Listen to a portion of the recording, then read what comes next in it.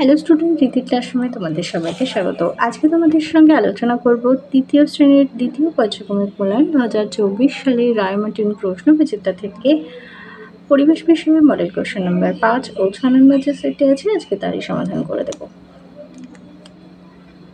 চলো প্রথমেই কি আছে দেখে নিই।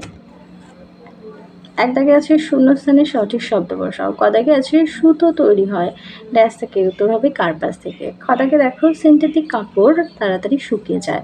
ক দাগে আছে মানচিত্রের ওপরের দিকটা হবে উত্তর দিক।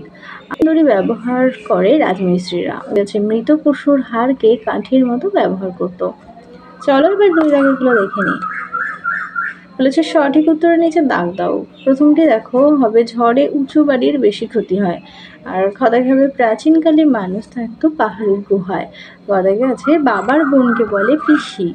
আর যেখানে ভূমিকম্প বেশি হয় সেখানে কাঠের বাড়ি করা উচিত।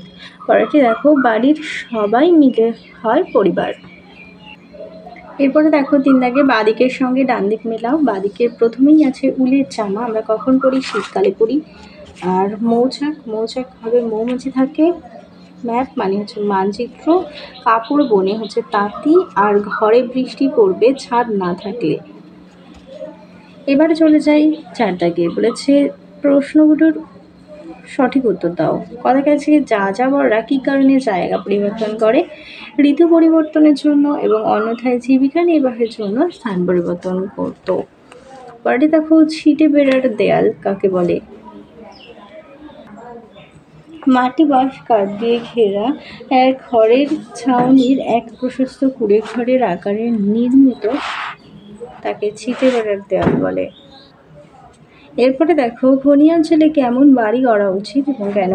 খনি অঞ্চলে কাঠের বাড়ি করা উচিত, কারণ মাটির নিচ থেকে কয়লা এবং নানান রকম উপজাত দ্রব্য তুলে নেবার ফলে মাটির নিচটা ফাঁকা হয়ে যায়। সেই কারণে সেখানে ধস নামতে পারে, তাই জন্য সেখানে কাঠের বাড়ি করা উচিত। পরের প্রশ্ন দেখো ঘরামি কাদের বলে? মাটি, বাঁশ, খড়, কাঠ দিয়ে যেটা বাড়ি তৈরি করেন তাদের ঘরামি বলে। আর উমদাকে আছে আগেকার দিনের মানুষ তাঁবু কি দিয়ে বানাতো? পশুর চামড়া দিয়ে। এবার চলো 6 নম্বর মডেল চিঠি দেখে নিই। বলেছে নিচের উত্তরের নিচে দাগ, সঠিক উত্তরের নিচে দাগ দাও। কদাকে আছে যে চিঠি লেখে তার নাম চিঠির ডান দিকে লেখা থাকে। আর কদাকে আছে চাকরির কারণে মানুষ ঠিকানা বদলায়। পরেরটি হবে ভূমিকম্প প্রবল এলাকায় পরেরটি হবে ভূমিকম্প প্রবল এলাকায় বাড়ি হয় কাঠের। কদাকে আছে মানচিত্রে সমুদ্র বোঝাতে ব্যবহার করা হয় নীল। আর ম্যাপ কথাটার বাংলা অর্থ হলো মানচিত্র। চদাগে আছে কাঠের কাজ যারা করে থাকেন তাদের বলা হয় ছুতোর। এবার দেখো দুই দাগে বলেছে শূন্যস্থান পূরণ করো। প্রথমটি আছে যারা কাঁচা বাড়ি তৈরি করেন তাদেরকে ঘরামি বলে। আর পিনকোড আসলে পোস্ট অফিসের নম্বর। পদে গেছে মানে জ্বালানা দিয়ে আলু বাতাস চোখে। পদে গেছে আবুল তাবুল বইটি লিখেছেন সুকুমার রায়।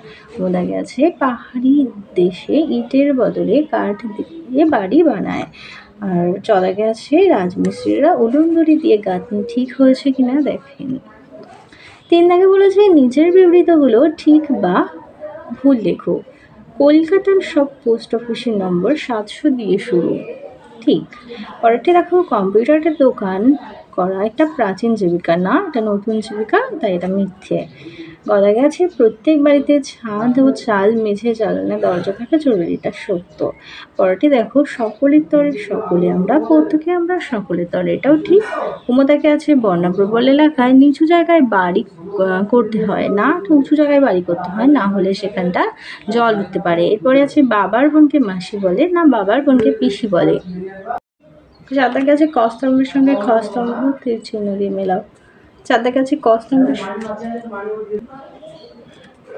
সঙ্গে খ স্তম্ভ তীর চিহ্ন দিয়ে মেলাও। চিঠি হবে পিয়ন। পালকির বেহারা হবে লুপ্ত জীবিকা। কুমোর হবে মাটির পাত্র তৈরি করে। আর মালদাহ হবে ইংলিশ বাজার। সত্যজিৎ রায় হবে ফেলুদার গল্প। আর ঘোড়ার গাড়ি হবে কোচান। এবার দেখো পূর্ণ বাক্যে উত্তর দিতে বলেছে। টুনটুনির বই এর লেখককে উপেন্দ্র কিশোর রায়চৌধুরী। পারিবারিক জীবিকা কাকে বলে? উদাহরণ দাও। পরিবারের লোকেরা বহু কাল ধরে একই ধরনের কাজ করলে সেই কাজকে পারিবারিক জীবিকা বলে, যেমন কৃষিকাজ। গদা গাছের পাকা বাড়ির ছাদ তৈরি করতে কী কী জিনিস লাগে? রড, বালি, সিমেন্ট, পাথরকুচি। আর আমাদের রাজ্যের নাম পশ্চিমবঙ্গ, তার রাজধানীর নাম হচ্ছে কলকাতা। আর প্রাচীনকালে মানুষ কি দিয়ে তাঁবু তৈরি করতো? পশুর চামড়া জুড়ে। যথা গেছে আমি অনুষ্ঠান বাড়িতে রান্না করি, খাবার পরিবেশন করি। আমি হচ্ছে ক্যাটারার।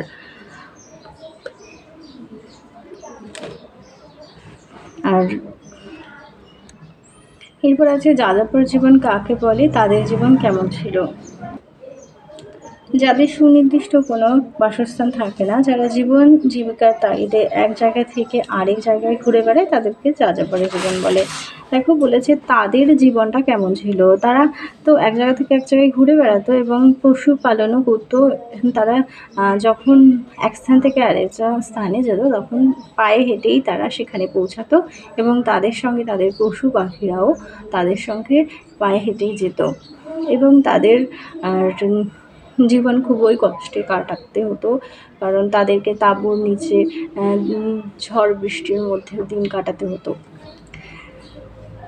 তাহলে চলো তোমাদের 6 নম্বর পর্যন্ত মডেল সেটটি সমাধান করে দিলাম। আবারও পরের সেটটি নিয়ে খুব তাড়াতাড়ি দেখা হবে। আজকের মতো ভিডিওটা এখানেই শেষ করছি।